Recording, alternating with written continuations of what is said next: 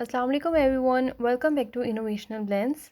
Photoshop पे आप एक ऑफसेट पैटर्न किस तरीके से क्रिएट कर सकते हो, ये सीखने के लिए इस वीडियो को एंड तक लाजमी देखिएगा। सबसे पहले मैं एक अपनी फ़ाइल ओपन कर रही हूँ 5 बाई 5 इंच की, जिसकी मैंने 150 रेजोल्यूशन सेट की है। इसको ओपन करने के बाद आपने क्या करना है कि इसकी चारों तरफ ग्रिड लगानी है।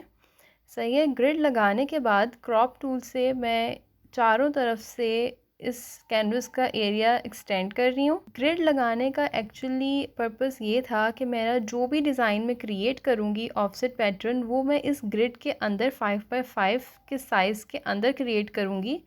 और अब एक डिज़ाइन जो है वो मैं ड्रैग करके अपनी इस फाइल पे ले आई हूँ। अब इसके अंदर से मैंने अपने डिज़ाइन एलिमेंट्स निकालने हैं। तो उसके लिए मैं क्या करूँगी कि मैं लासो टूल लूँगी और इसके अंदर से किसी भी एलिमेंट की सिलेक्शन लूँगी।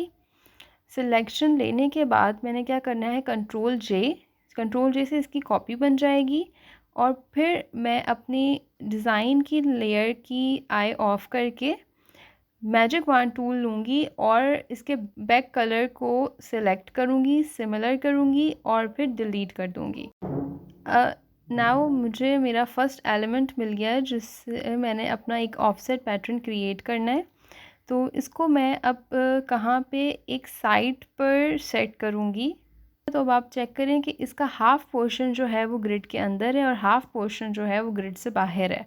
एक्चुअल में अब आपको ग्रिड का पर्पस समझ आएगा कि मेरा जो भी एलिमेंट का पोर्शन ग्रिड से बाहर है, मैं उसको वहाँ से सिलेक्ट करके बिल्कुल उसके ऑपोजिट साइड पे ग्रिड के अंदर सेट करूँगी, क्योंकि मुझे ऑफसेट पैटर्न बनाना है और ऑफसेट पैटर्न में कॉर्नर्स कट नहीं होते, वो रिपीटेबल होते हैं। एक तरफ से जो भी चीज़ कट होती है वो एलिमेंट दूसरी तरफ से रिपीट हो रहा होता है।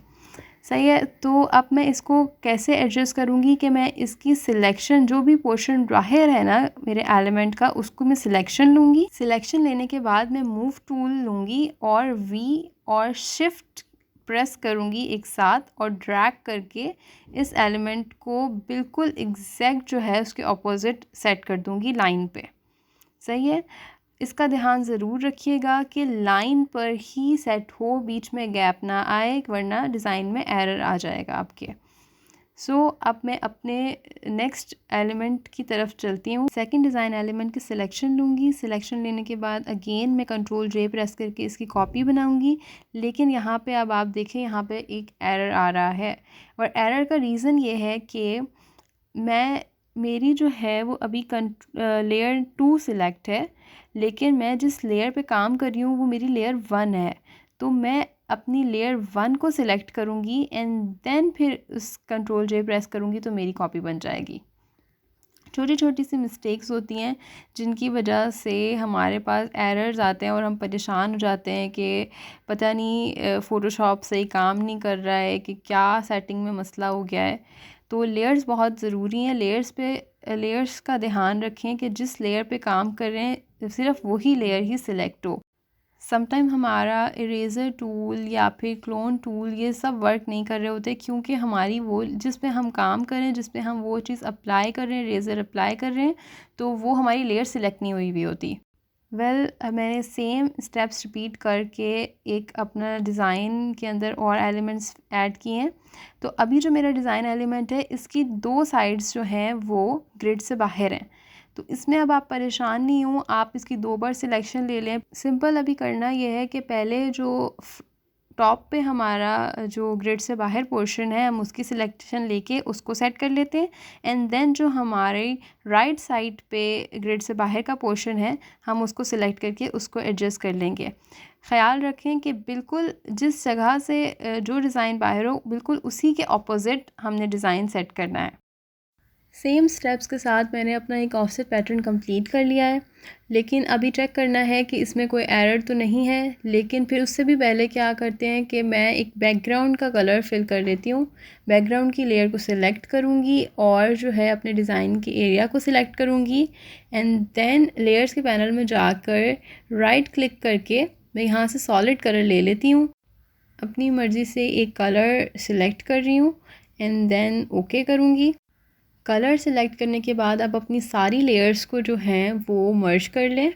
मर्ज लेयर करने के बाद जो है आपने क्या करना है कि अपने डिज़ाइन के एरिया को सिलेक्ट करके एडिट में जाके डिफ़ाइन पैटर्न करना है। ठीक है, डिफ़ाइन पैटर्न से ये आपका जो है पैटर्न सेव हो जाएगा।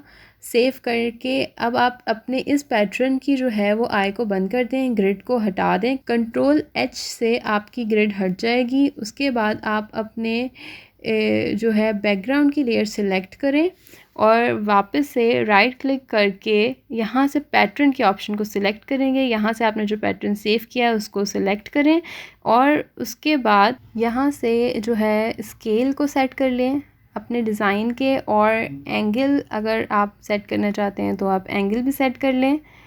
अभी मैं आपको ज़ूम करके दिखाती हूँ तो देखें मेरा डिज़ाइन में कोई भी एरर नहीं है, क्योंकि मैंने जो डिज़ाइन मेरा कट कर रहा था मैंने उसको उसके अपोजिट साइड पे बिल्कुल प्रॉपरली सेट कर दिया था, जिससे मेरे डिज़ाइन में कोई भी एरर नहीं है।